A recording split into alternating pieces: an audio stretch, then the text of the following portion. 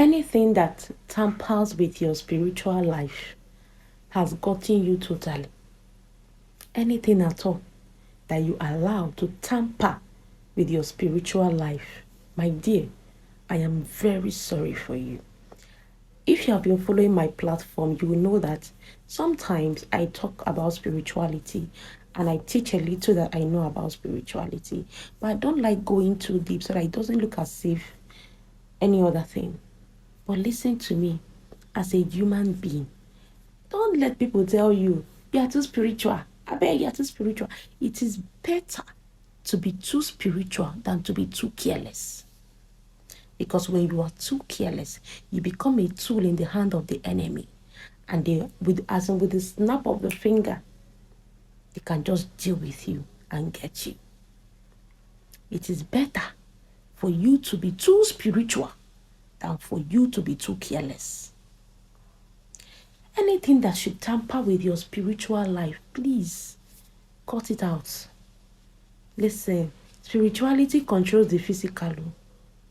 Unless you have not known who you are spiritually, or unless you have not aligned with yourself spiritually, that is when you will not be able to get spiritual signals. But when you align with yourself and align with your spiritual being, you will be getting spiritual signals even before it will happen. Listen, don't let anybody deceive you and tell you, hey, you are too spiritual. You are too spiritual. It's not about being too spiritual. Sometime a few years ago, somebody told me that I'm too religious, and I laughed. They did not understand what being too religious and being too spiritual means. He misunderstood it, and I told him, I said, I am not religious. When a person is too religious, they carry doctrine on their head. This is how our church is doing it. This is how my church did it. Then when you see other denominations, you can't even associate with them.